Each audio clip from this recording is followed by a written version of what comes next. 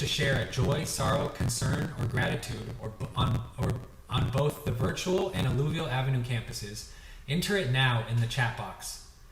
Yes, type your joy, sorrow, concern, or gratitude now, and we'll write them down and give them to Linda T so she can include them later in the service. If you don't do it now in the chat box, we won't have time to include them. Speaking of Linda, today's worship service is being led by our amazing worship arts team, with Linda as worship leader and Bill as guest speaker.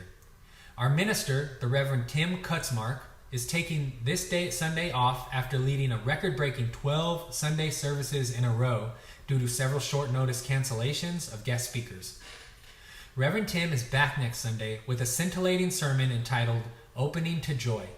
In fact, Opening to Joy is our monthly worship theme, and our spiritual reflection small groups, which we call Chalice Circles, are exploring that theme this month as well. Our kids are doing some joyful activities during their Sunday morning religious exploration time, which I am happy to announce is returning to classrooms this morning for the first time since March 2020. Books reflecting our December Opening to Joy theme are also on display in our very own Norelma Walker Youth Library and are available to check out and take home. Now, in the chat box, in person at Alluvial Avenue, or in the silent sacredness of our hearts, let's take a moment to safely greet one another at whichever sanctuary you find yourself in. By chat box, in person at Alluvial Avenue, or in the silent sacredness of our hearts. Thank you.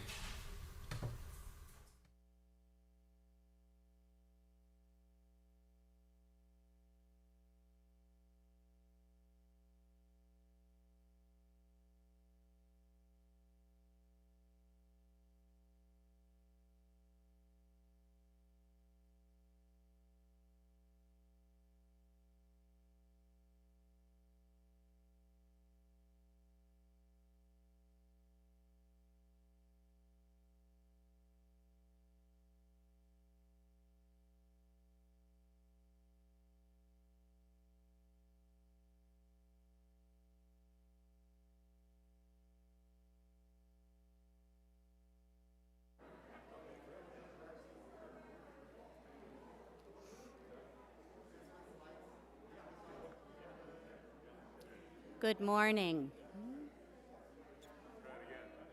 Good morning. Everyone's excited to greet each other here on the Alluvial campus today. You'll have to give us a sec, folks, on the virtual campus. Good morning, everyone. My name is Linda Tolliday. I serve gratefully as a member of the worship arts team, and I'm really excited to have Bill Reganini back speaking with us to lead today's service. You'll get to hear from Bill later, but yay. I invite our virtual campus attendees to pick up a candle or a chalice to light in a few minutes when Bill lights our chalice here in the sanctuary. As we begin our service this morning, both on our Alluvial Avenue campus and on our virtual campus, let the sound of the Ting Sha open our hearts to all we might receive.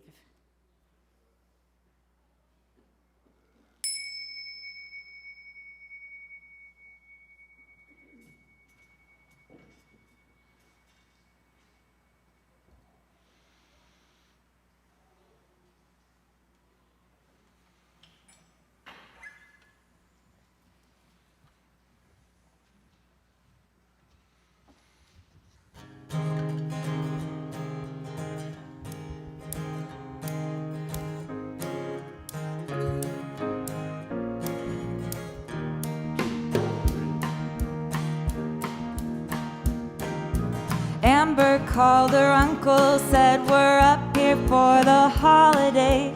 Jane and I were having solstice, now we need a place to stay. And her Christ-loving uncle watched his wife hang Mary on the tree. He watched his son hang candy canes, all made with red dye number 3. He told his niece, it's Christmas Eve, I know our life is not your style. She said, Christmas is like solstice, and we miss you, and it's been a while. So the Christians and the pagans sat together at the table, finding faith and common ground the best that they were able. And just before the were held and prayers were said, sending hope for peace on earth to all their gods and goddesses.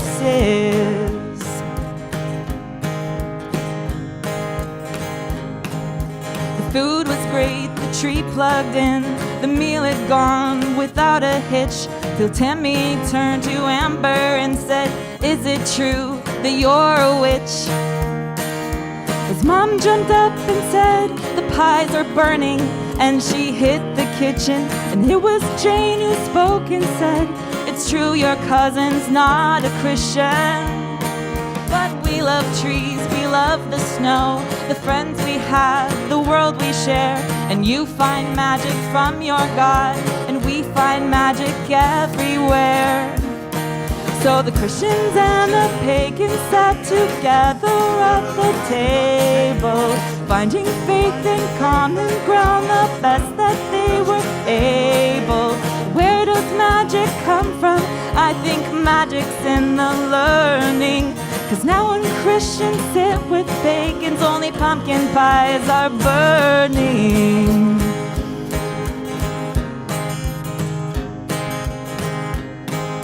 When Amber tried to do the dishes, her aunt said, "Really, no, don't bother." Amber's uncle saw how Amber looked like Tim and like her father. He thought about his brother, how they hadn't spoken in a year. He thought he'd call him up and say, "It's Christmas and your daughter's here." He thought of fathers, sons, and brothers, saw his own son tug his sleeve, saying, "Can I be a pagan?" Dad said, "We'll discuss it when they leave."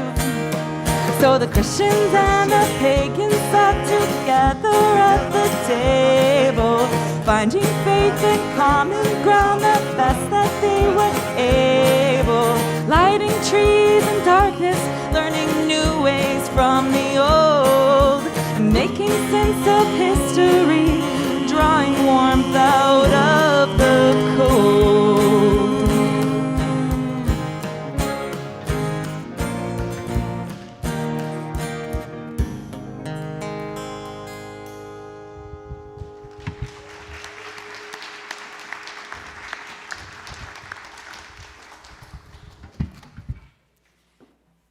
Again, I invite those who are at home to light a candle or a chalice.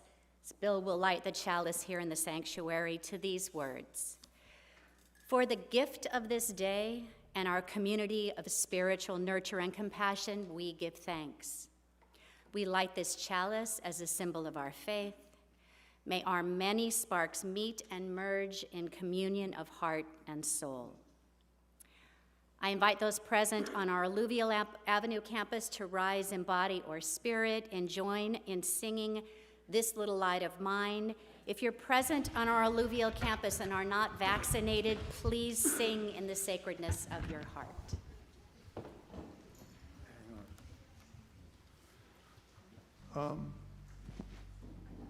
I'm sorry. Ian, should there be another slide before this with the English? There you go. There we go. They all know that anyway. Okay. 2, 3, 4.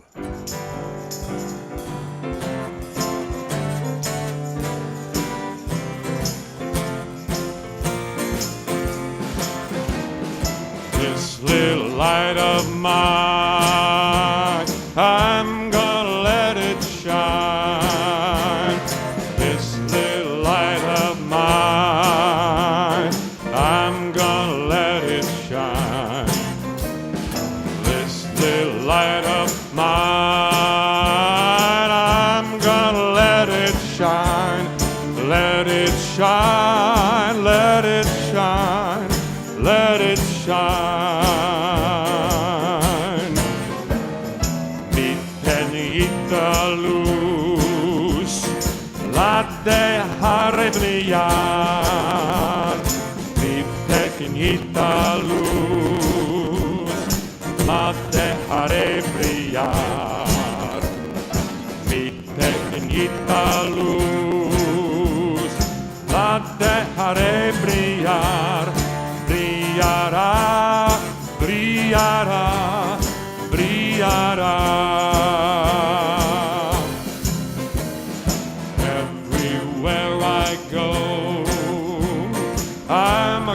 let it shine. Everywhere I go, I'm gonna let it shine. Everywhere I go, I'm gonna let it shine. Every time, let it shine, let it shine. Andando por doquier, la dejaré brillar. Andando por doquier, la dejaré brillar. Andando por doquier, la dejaré brillar. Brillará, brillará, brillará. Building up a world, I'm gonna let it shine. Building up a world, I'm gonna let it shine. Building up a world, I'm gonna let it shine. Let it shine, let it shine, let it shine. Yo la alzaré en mi vecindad. Yo la alzaré en mi vecindad. Yo la alzaré en mi vecindad. Brillará, brillará, brillará. Let it shine, let it shine, let it shine.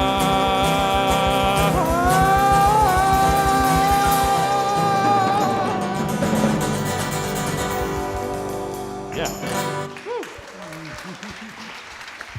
Please remain standing while we recite our church mission. La misión de la Iglesia Unitaria Universalista de Fresno es amar inclusivamente, crecer espiritualmente, servir con gratitud y trabajar por la justicia. The mission of the Unitarian Universalist Church of Fresno is to love inclusively, grow spiritually, serve gratefully, and work for justice. Please be seated.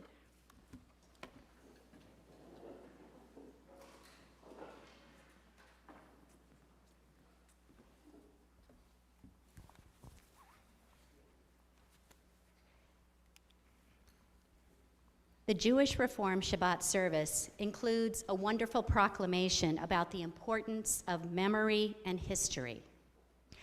We are a people in whom the past endures, in whom the present is inconceivable without the moments gone by. It then adds, what happened once upon a time happens all the time. Tonight is the 8th night of Hanukkah, the Jewish festival of lights, a minor Jewish religious holiday that has gotten much bigger as a response to Christmas and our contemporary consumer-driven times. Over 2,000 years ago, the Jews living in the land of Palestine were a conquered people. The Syrian Empire had conquered them. It was a foreign domination that challenged the religious heart of the Jews. Their temple was defiled with images of idols and false gods, a direct violation of the Jewish commandments. Blood from animals considered unclean by Jewish law was poured on temple altars. Jews were forced to worship Greek gods. Circumcision, the outward visible symbol of their covenant with Yahweh, their God, was forbidden. A cultural identity was in danger of being erased. During this occupation, there were those who cooperated with the oppressors. There were those who practiced nonviolent resistance, and there were those who took up arms and fought back. The Jewish tradition considers those who fought the occupation to be heroes. Judas Maccabee, a charismatic rebel, led the 3-year guerrilla war. The Maccabees, considered insurrectionists and terrorists by the Syrian Empire, used stealth and non-traditional battle strategies to pick away at the power of the larger army. This small band of religious militants forced the mighty empire of Syria to withdraw from the occupied lands. The triumphant Maccabeans, having thrown off the occupation, re-entered Jerusalem and ordered the desecrated temple be cleansed and rededicated to their God. The first step was to light the gold candelabrum, the symbol of their God's abiding presence. But when the Maccabeans stepped into the temple, they found all the sacred lamp oil had been defiled through Greek worship rituals. The only pure oil in the entire temple was one small vial, enough for only 1 day of light. The lamp was lit, and Jewish tradition says that somehow the small amount of oil burned continuously for 8 days, enough time to prepare a fresh supply of oil and to rededicate the temple. To the Jewish people, this miracle of light was proof that their God stood with them. The festival of Hanukkah and the lighting of the menorah remembers this miracle. This morning, the Wise family will light the menorah, something they do at home as an interfaith family. They will light 7 candles, as last night was the 7th night of Hanukkah. So may we stand with all people who have known the slander and the brutality of the world. Let us remember all people whose rights are denied or whose history is in danger of being forgotten. May it be so. Good morning. We're the Wise family, joining you from our virtual campus. Welcome to our home. And thank you for joining us this morning as we light the Hanukkah candles. Baruch atah Adonai, Eloheinu melech haolam, asher kitshanu b'mitzvotav, v'tzivanu lehadlik ner shel Hanukkah. Blessed are you, Adonai, our God, source of all life, who made us holy through your mitzvah, or commandment, giving us the radiance that we bring forth together as we kindle the Hanukkah lights. Baruch atah Adonai, Eloheinu melech haolam, she'asa nisim le'avotenu, bayamim ha'im ba'azman hazeh.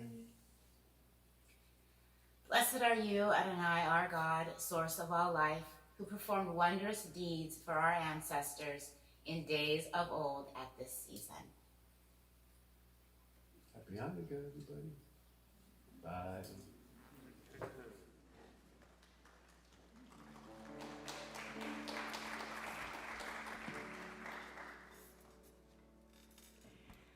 Whether you are here on our Alluvial campus or attending our virtual campus, I invite you to relax into your chair, breathe in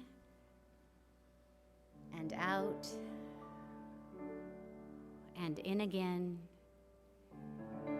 and out, and in again,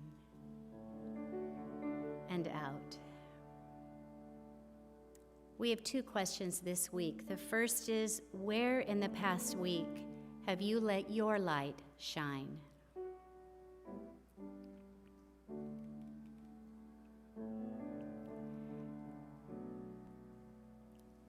And what in the past week has touched your heart?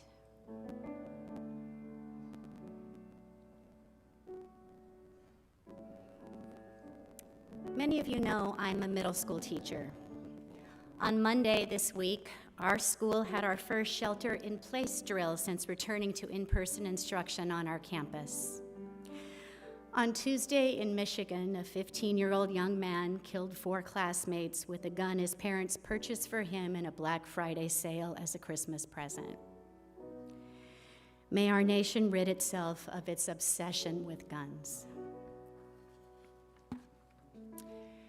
This week also saw the issue of a woman's right to choose before the Supreme Court yet again. We know what reduces the demand for abortion.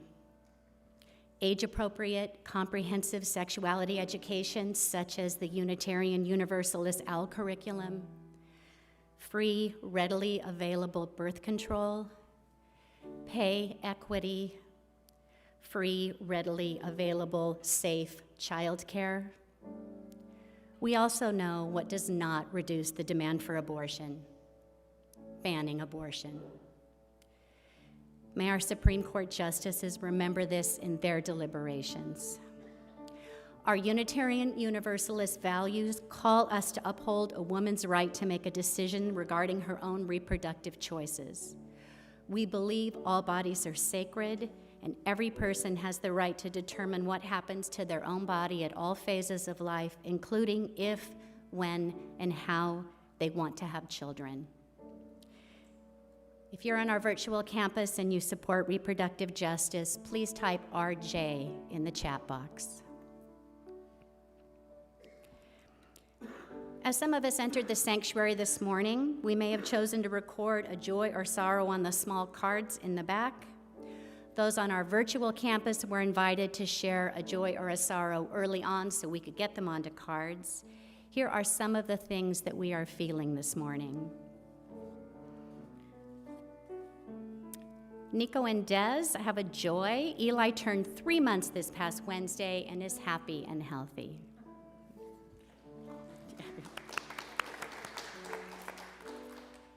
And Paula Siegel shares a sorrow. She's feeling sad. This is her first Christmas without her mom, Bernadette, who always made it so fun. Our hearts are with you, Paula.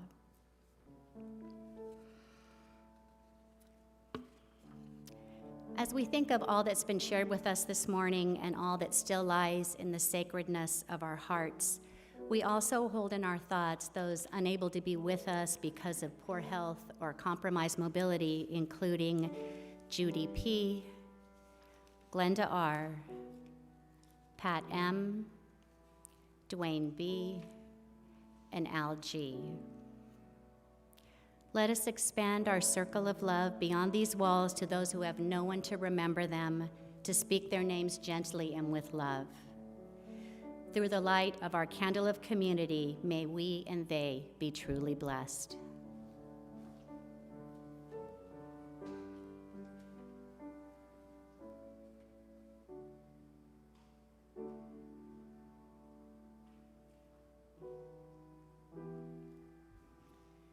We light a second candle, as has been our tradition, for the over 5.2 million lives lost worldwide and the over 780,000 American lives lost to COVID-19.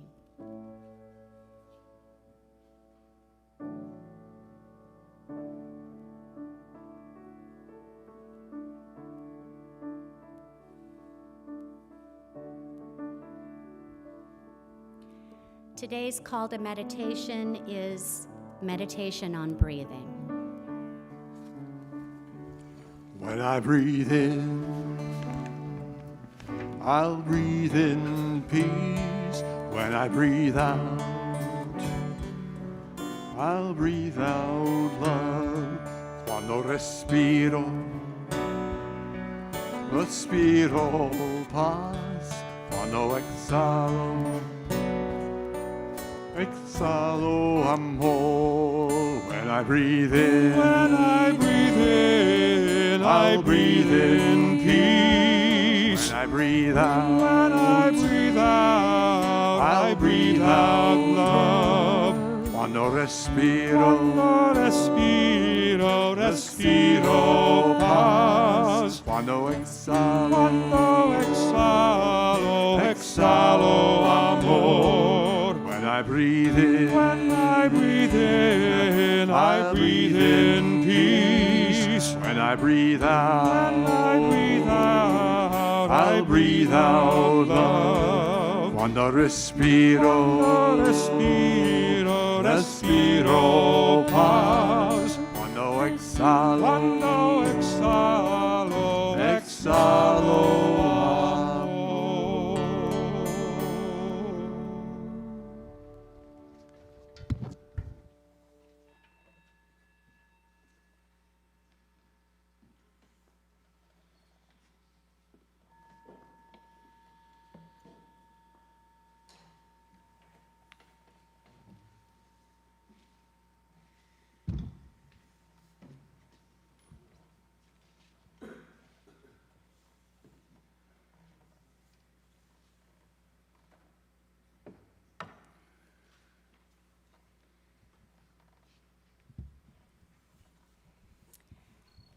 Today's words of reflection are adapted from Gary Kowalski. Maybe prayer doesn't mean listening to God at all. Maybe it just means listening. Unplugging the TV, turning off the computer, putting down our phone, quieting the mental chatter and distractions.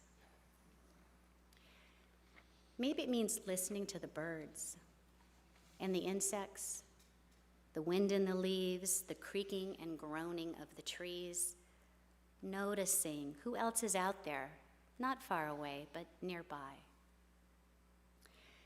Sitting so still we can hear our heartbeat, watch our breath, the gentle whoosh of air, the funny noises from our own insides, marveling at the body we take so much for granted.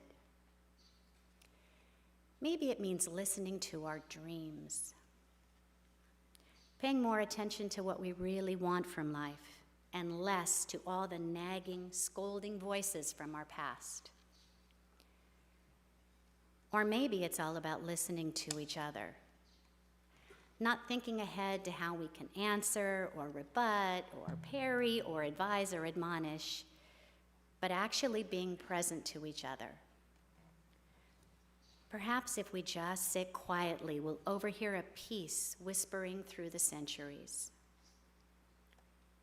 something missing from the clamor of the moment. Maybe prayer means listening to the silences between the words, noticing the negativity of space, the vast, undifferentiated, and nameless wonder that underlies it all. Maybe prayer doesn't mean talking to God at all, but listening with the heart, listening to the angel choirs all around us. Those who have ears, let them hear. May it be so. Amen.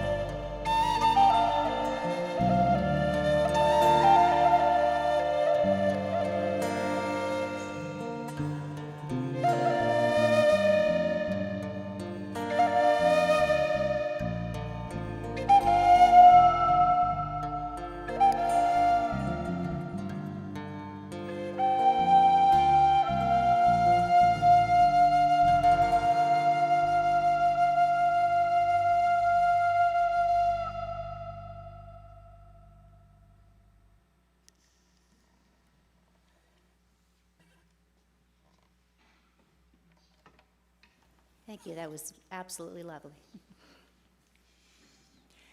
Our reading today is adapted from Victoria Safford, Map of the Journey in Progress.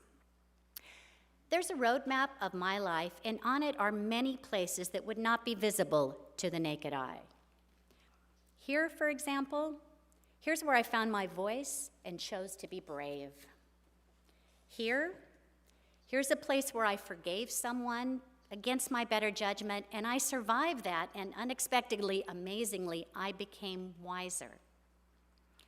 Here is where I was once forgiven, was ready for once in my life to receive forgiveness and to be transformed. And I survived that also. I lived to tell the tale. Here is the place where I said no more loudly than I'd ever thought I could, and everybody stared. But I said no loudly anyway because I knew it must be said. And those staring settled down into harmless, ineffective grumbling, and over me they had no power anymore. Here's a time, and here's another, when I laid down my fear and walked right into it up to my neck in that roiling water. Here is where cruelty taught me something. And here is where I was first astonished by unexpected compassion and knew it for the miracle it was, the requirement it is. It was a trembling time. And here, much later, is where I returned the blessing, clumsily. It wasn't hard, but I was unaccustomed. It cycled round, and as best I could, I sent it back on out, passed the gift along. The circular motion around and around has no apparent end. Here's a place, a murky puddle, where I have stumbled more than once and fallen. I don't know yet what to learn there. On this side, I was outraged, and the rage sustains me still. It clarifies my seeing. And here's where something caught me. A warm breeze in late winter, bird song in summer. Here is where I was told something was wrong with my eyes, that I see the world strangely, and here's where I said, yes, I know, I walk in beauty. Here is where I began to look with my own eyes and listen with my ears and sing my own song, shaky as it is. Here is where, if by surgeon's knife my heart was opened up, and here and here and here and here and here and here, these are the landmarks of my conversion. I'm going to turn it over for a second to Lorenzo. Linda, that was also quite lovely. Before we sing our hymn, I wanted to say just a few words about the guy who's going to be leading us in the singing. Dr. Don Gady. Dr. D is his hip-hop name that I gave him. And he's moving out of town. He and his wife, Jenny, are moving out of town at the end of the month. And so while this is his last official appearance, he may be back for some guest appearances from time to time if we can work that out. I hope we do. But Don's been here and part of the church since 94, and his contributions to the music program have been unforgettable. I just wanted to give him a standing ovation.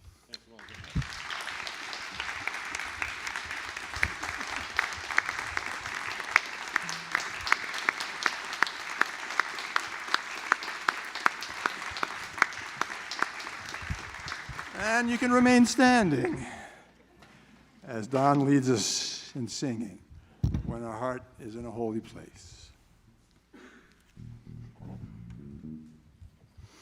1, 2, 3.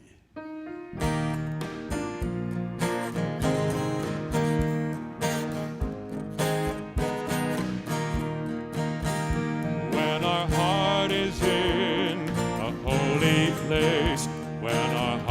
is in a holy place. We are blessed with love and praise when our heart is in a holy place.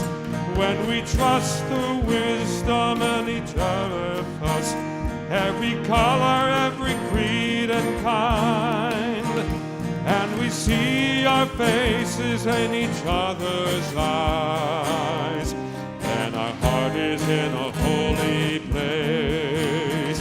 When our heart is in a holy place, when our heart is in a holy place, we are blessed with love and amazing grace.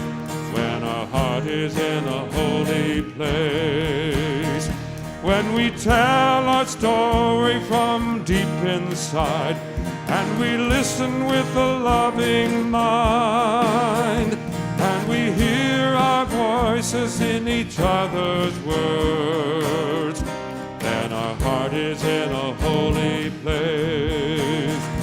When our heart is in a holy place, when our heart is in a holy place, we are blessed with love and amazing grace.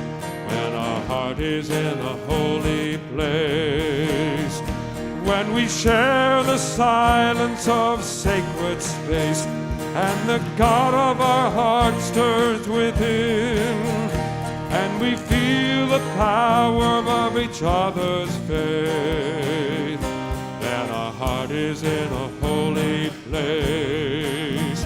When our heart is in a holy place, when our heart is in a holy place, we are blessed with love and amazing grace. When our heart is in a holy place, when our heart is in a holy place.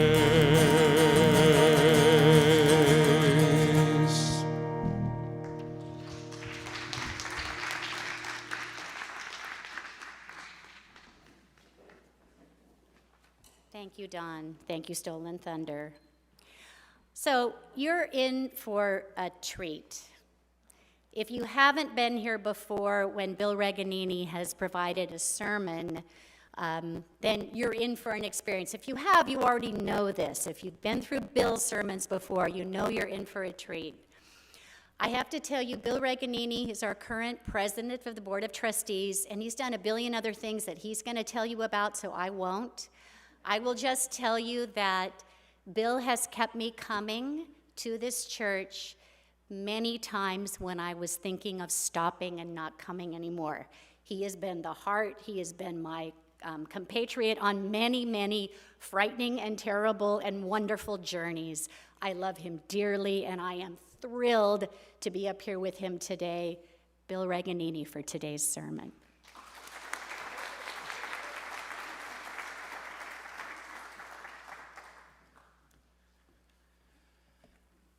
Good morning.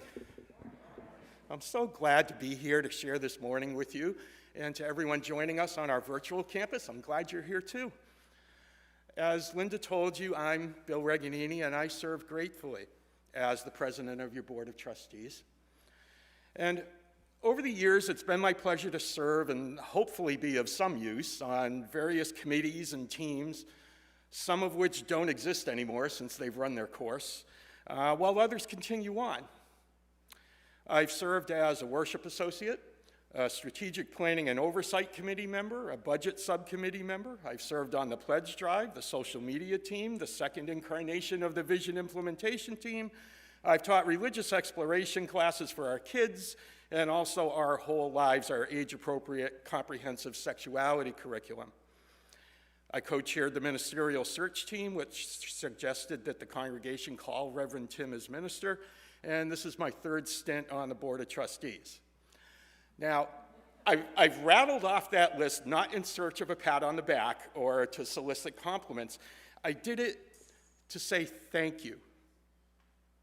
Thank you for allowing me to be of use and for showing me how to offer and receive ministry and teaching me how to care and nurture a Unitarian Universalist heart. Now, we all have our sagas about the past, but I'd like to tell you about my journey that brought me here and why I stick by this religion that sometimes makes me uncomfortable and sometimes leaves me wanting more. I wound up leaving home at age 14, and I set off on my own full of anger and resentment because I didn't trust life for lots of different reasons. And I wore that bitterness as a badge of courage and wandered rather aimlessly through a spiritual purgatory, as I call it, searching for a gathering place with people I could trust. And periodically, I'd attempt to spiritually reconnect through various venues, but what I tended to find were places that said, here are the answers. So come in, listen to us, be like us, and you'll be saved. Well, I found no solace there, but my bigger problem was that the bitterness that I carried with me persisted. And it continued to cloud my daily outlook. You know that old adage about what were once vices are now habits? That was me. Well, years later, after my wife Trish and I decided to start a family, I began my spiritual search again in earnest. For I felt that I was ill-equipped with the insight and the knowledge and the temperament necessary to guide my sons through a spiritually meaningful existence. And I didn't want them to wind up like me, leading a journey fueled by anger and mistrust. Well, then one day I read a report in the Fresno Bee about a One Nation Under God rally in downtown Fresno, led by city officials, by the way, in response to a hot-button issue of the time, a non-existent effort by liberals to remove the phrase "under God" from the Pledge of Allegiance. You remember that? And the article said some troublemaker named Brian Jessup from the Unitarian Universalist Church of Fresno had shown up with a sign reading, "Under God, what does it mean and to whom?" The article went on to say that Brian's message was received, shall we say, less than graciously by the crowd. And I thought to myself, someone advocating religious tolerance in Fresno. I need to check this place out. Now, Sunday mornings had become a time for sleeping in my house, but the next Sunday I got up early, and Trish was still in bed, and drowsily muttered, "Where are you going?" And I matter-of-factly said, "I'm going to church." And she sat bolt upright in bed, wagged a finger at me and said, "That was a good one. You had me going there for a minute. I thought you said you were going to church." "No, come on, really, where are you going?" And I said, "I'm going to church." And I left her with a look of worry on my face that I've only seen just a few times, either before or since. The day she put each of our sons on the school bus for the first time, and the day each of them came home with their driver's license. And the rest is history. Brian's act of passive resistance caught my attention and brought me to your door, but it's all of you who have compelled me to keep coming back.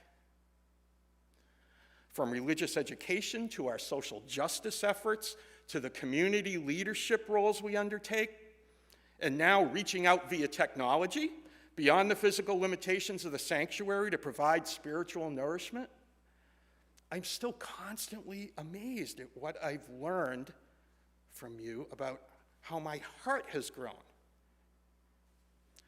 Now, over time, gradually involving myself in different areas of the church, sometimes by invitation and sometimes by crashing the party, I'll be honest, I was learning my first lessons about being in covenant with blessed community. And I began to experience a shift.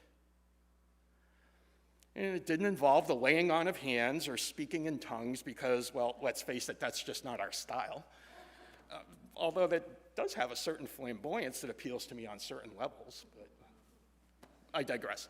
My point is, the ripening and growth wasn't occurring due to any grandiose, broad, sweeping gestures.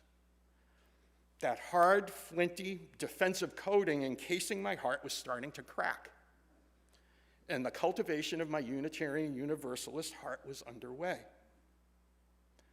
So, almost 20 years ago now, I walked into our cozy little brown church that was then located on Millbrook Avenue, and I walked in a bruised and belligerent I.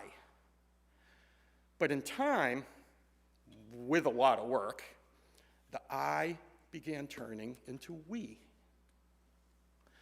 Now, please understand my transition hasn't been easy. At times it's been teeth-gnashingly frustrating. But that's part of what appeals to me about Unitarian Universalism. There's no pretense of providing answers.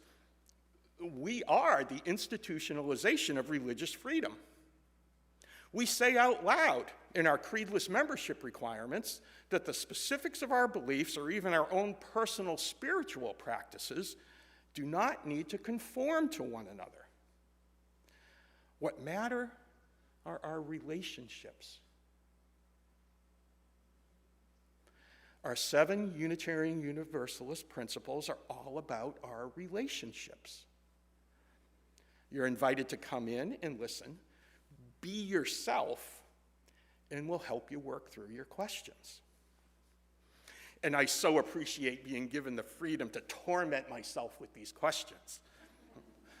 Why try to make sense of it all? Is it worth it? Will I ever find what I'm searching for? And if I do, will I realize it? How am I supposed to know if I found it if I don't even know what I'm looking for? I mean, is the universe trustworthy enough to give me a sign so I know when to blow the whistle and say enough is enough? Breathe, Bill. Breathe. Breathe. But when I do go careening off into that abyss from time to time, I think it actually does some good. Because when I come out the other side and reevaluate things, I can see my transformation, my evolution and sometimes de-evolution more clearly. Hopefully enough to take advantage of those brief moments of insight where both my mind and my heart are open to growth and acceptance, an opportunity to notice the sacred in the ordinary. And I realize that, yeah, there may be pain and anger in my search, but there's also joy and wisdom to be found. My trouble is, when in the midst of this transformation, I often perceive it as crisis. But when the crisis is followed by appropriate response, I feel the universe and I are kind of holding each other to account. So see, turns out the universe needs me too. I just need to calm down enough to realize that. But I do now tend to enjoy the challenge rather than simply endure it. Homespun philosopher Wendell Berry says, it may be that when we no longer know what to do, we have come to our real work. And that when we no longer know which way to go, we have come to our real journey. The mind that is not baffled is not employed. The impeded stream is the one that sinks. The impeded stream is the one that sinks. Does that stream water know where it's going? Well, yeah, downhill, but how it gets there is very much undecided. And it's the impediments that make it sing, that creates the magic. Like Stolen Thunder sang to us in the prelude this morning, the magic's in the learning. And it's important to keep looking for that magic wherever you may find it or however you may define it. And that's what Unitarian Universalism offers me. It celebrates things not being clear-cut. It helps give me a gut sense of direction rather than a path of destination. It leaves it up to me to organize the pieces and the concepts in a way that makes sense to me. And my heart has to work at it. But when you work a muscle, it grows stronger, more coordinated, and more in tune with the other muscles and organ systems that surround it, reminiscent of our seventh principle, respect for the interdependent web of all existence of which we are a part. But at the same time, I have to be mindful of our first principle, honor the inherent worth and dignity of every person. Every person, not just the ones who agree with me, as Reverend Tim reminded us in a recent sermon.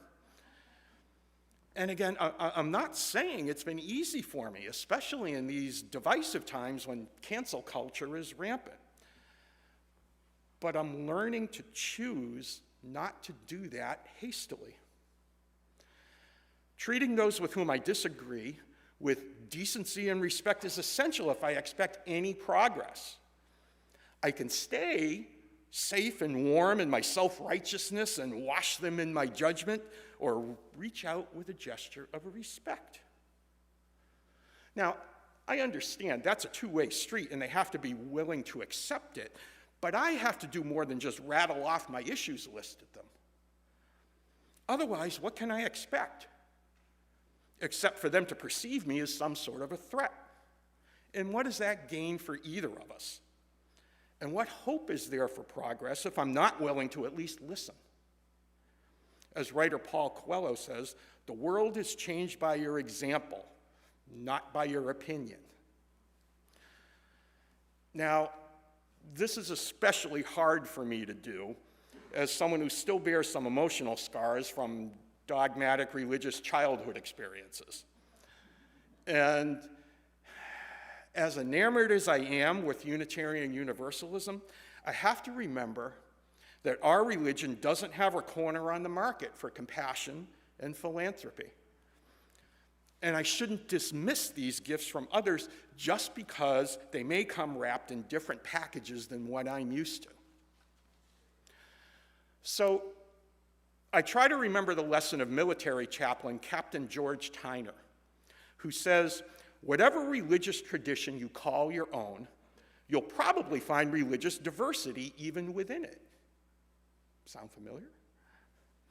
We can believe we mean the same things when we use highly charged theological terms like God, Christ, atonement, salvation. These words convey layers of meaning, not discrete definitions.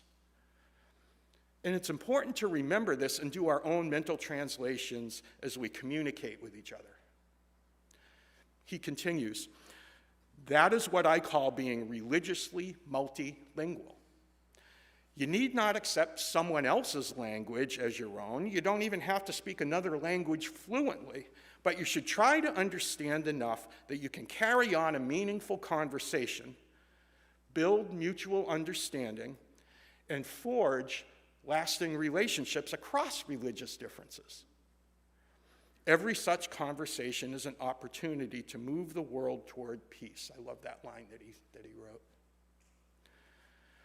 And I'll give you a for instance. I decided to not turn the whole Happy Holidays versus Merry Christmas dispute into a melodrama. Because if I'm quibbling over the words someone uses to wish me peace and goodwill, well, then maybe I'm part of the problem. Now, you may or may not agree with me, but I get to choose where that line is for me, and I choose not to squander an opportunity for goodwill by taking issue with the wording of the salutation, and instead take Captain Tyner's advice to embrace the underlying meaning and not the discrete definition. Now, the same thing happens if I interpret the Christian Great Commandment by replacing the Lord our God with the word life. Try it on for size. You shall love life with all your heart, your soul, your mind, and your strength. This is a much more comforting and manageable interpretation for me, and I actually think that's what the teacher Jesus had in mind when he related the Great Commandment. Love life with all your heart, your soul, your mind, and your strength. He didn't say anything about understanding any of it, but I think what he was telling us was you have to trust life. You need to have a willingness to embrace and work with what is, because I can't shape reality according to my will, but whether I'm transformed by it or crushed by it is my choice. I can close my heart in fear and pay the price, or I can open my heart and trust life to help me. And to me, there's something to be said about a loving energy. I mean, I don't know about you, but I've experienced a loving energy. Has anyone else ever experienced a loving energy by your own personal definition of what a loving energy might be? Yeah, I thought so. Well, who's to say that loving energy can't be interpreted as the Lord our God by someone else? Not me, but maybe by someone else. But what I can do on a daily basis is to choose to use my heart, my soul, my mind, and my strength as a point of connection, a point of love through which life can enter and do the rest. And it's not a matter of being right, it's a matter of being good, of recognizing the good in others and being willing and able to help nurture the spirit and action of others for a common good. Another, for instance, I'm embarrassed about this story. A good friend of mine is involved in a nonprofit organization to finance the digging of wells in sub-Saharan African villages so that the children in the villages don't have to spend their days fetching jugs of water from wells that are sometimes miles away. And when she first asked me to get involved in that project, I balked, because the problem I rationalized was that the NPO was established on a fundamentalist Christian platform. So Jesus was getting credit for supplying the water, and he never even showed up for the meetings.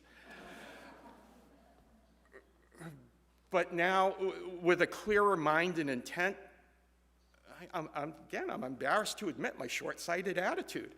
But what I came to realize is that my judgment was killing my love. And as far as the whole Jesus thing goes, well, actually, Unitarian Universalism as a religion emerged somewhat from the teachings of Jesus. So I can think of worse role models. And speaking of role models, instrumental to the care and nurture of my Unitarian Universalist heart is what I've learned about giving and receiving love from a support group I was invited to join called FIT, which stands for Families in Transition. And it's a grassroots group of several members of this church who are faced with the complexities of caring for partners and loved ones who are suffering the effects of Alzheimer's and dementia. Now, without going into a symposium about the disease and the devastating effects it has on families, I can offer up that as a caregiver, I ran an emotional gauntlet, at times feeling needy, incompetent, overwhelmed, vulnerable, angry, guilt-ridden. But the most destructive emotion I faced was a deep-seated feeling of unworthiness of support. But while going through the same emotional wringer, the resiliency and empathy and wisdom of the people in that group showed me how wrong I was. Because with them, I felt seen and cared for and known for who I am. And they taught me that giving and getting are part of one circuit. They helped me realize that receiving with grace isn't about taking. I now see it as offering someone else the joy of giving. And I'll always be grateful for that lesson. And let me repeat that, because I think that's the most important thing I've said up here. They taught me that giving and getting are part of one circuit. They helped me realize that receiving with grace isn't about taking. I now see it as offering someone else the joy of giving. So, my life is a creative act. And like most creative acts, sometimes it's messy. But if I do say so myself at this point, I think I'm a pretty beautiful wreck. Yeah. But I know that life matters. My life matters because you all matter to me. And as I've been saying, it's a choice. You always have a choice. Any spiritual practice changes the practitioner, but a spiritual practice of choosing change as opposed to being changed is central to what nurtures my Unitarian Universalist heart. Thank you. I offer you blessings for a love-filled year.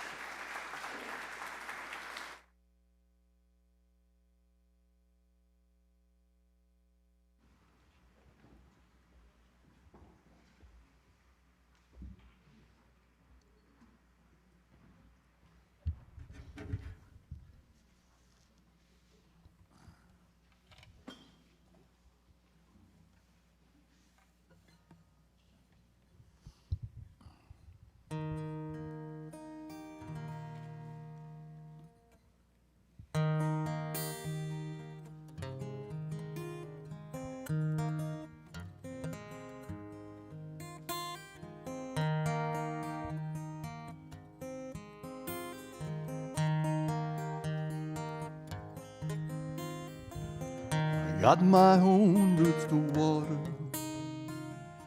I got my own family tree.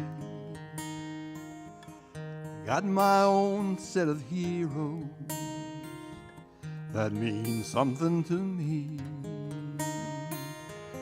I got my own way of praying, my very own way to sing.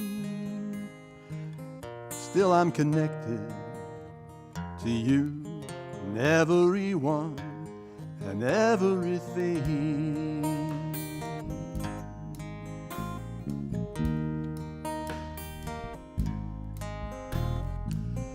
I got my own list of questions.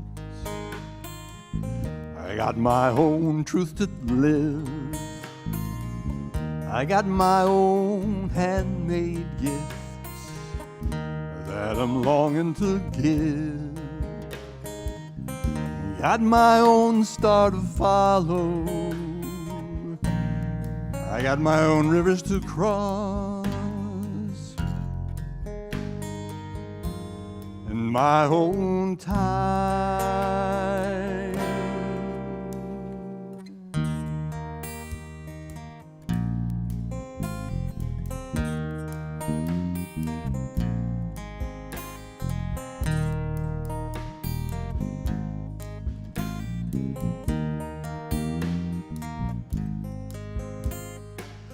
I got my own roots to water. I got my whole family tree. I got my own set of heroes that mean something to me. I got my own road to travel, my own stories to tell, my own time.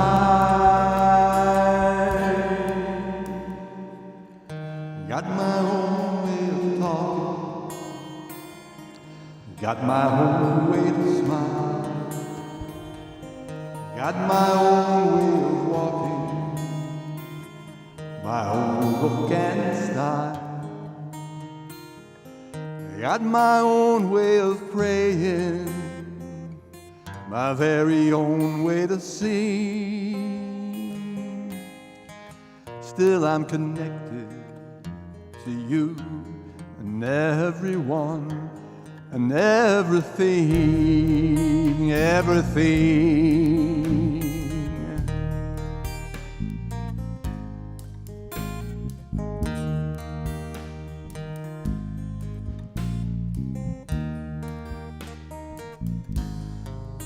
still I'm connected to you and everyone and everything, everything, everything.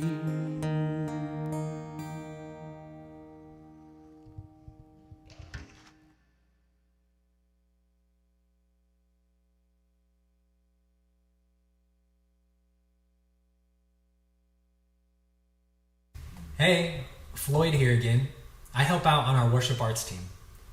Since I walked onto the church campus for Sunday service for the first time back in 2016, I've had such a transformative experience expanding the bounds of connection and compassion with all the different folks that comprise our congregation from our community.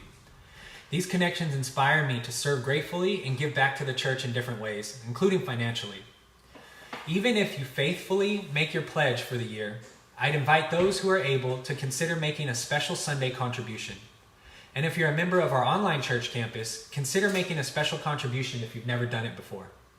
It really helps us to continue providing worship services in this time of great uncertainty and unprecedented challenge. In this spirit, join me in our words of offering. If not us, then who? If not open hearts, then what? If not now, then when? If not here, then where? If not generously, then how? If not us, then who?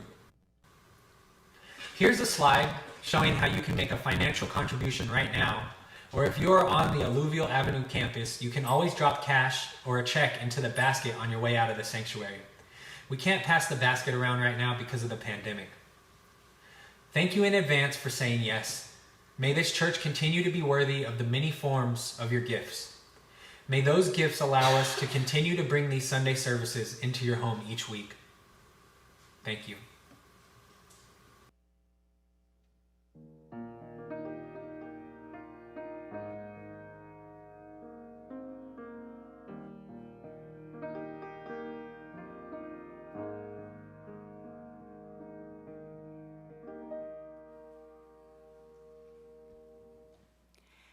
As we prepare to end our service and once again enter the world, I would invite you and to join me in our Chalice Extinguishing words. Bill will extinguish the chalice gingerly. Extinguimos esta llama, pero no la luz de la verdad, el calor de comunidad, o el fuego de nuestro compromiso. Estos los llevaremos en el corazón. We extinguish this flame, but not the light of truth, the warmth of community, or the fire of commitment. These we carry in our hearts. As we prepare to end our service, we do have a tradition of welcoming people, and we also have some reminders. And I just realized this is the first time I've led since we're now doing it in both places, and I forget what order the slides are in, so I'll have to ask Ian to put the slide up. Exit. So reminder for exiting. We're going to exit through those side doors over there. Please let the socially distant side of the room exit before the folks over here come down the aisles and exit. Bill is going to be out to wave at you all while we're out there. And then again, folks with mobility issues are welcome to exit up the center aisle. And then I think coffee hour is back. It's a little chilly today. Coffee will feel good. But if you wish to stay for coffee and conversation, there will be coffee service happening out there. And then if you have questions and want to learn more about the church, look for somebody with a green name tag. They'll be able to tell you more. Or somebody wearing a rainbow stole. Our greeters are also able to help you find folks to answer your questions. I have one more announcement, and that is that our Breathe class that was scheduled for today has been canceled. So if you were planning to attend the Breathe class, it won't be taking place. I don't know any more than that. Okay, we have one more tradition as we prepare to get ready to leave today. We like to acknowledge the people who are with us for the first, second, or third time. We are happy and honored that of all the places you could have chosen to be, you came here.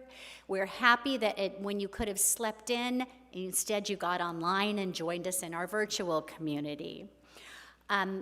So if you are here for the first time on our virtual campus, welcome, welcome, welcome.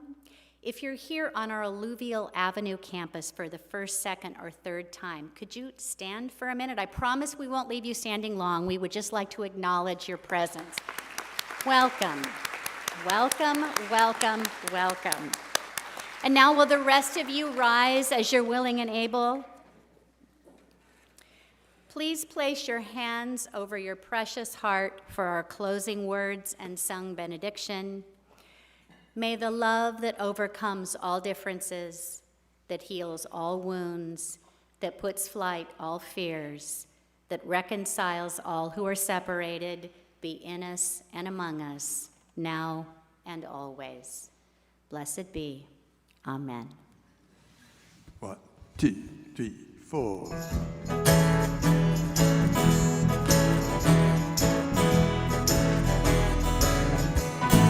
May we have safe passage, safe passage.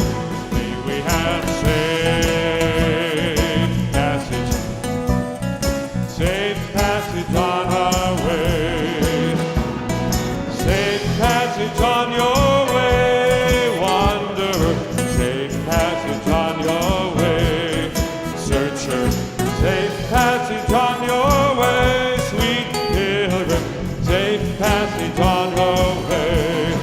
May we have safe passage, safe passage. May we have safe passage, safe passage on our way.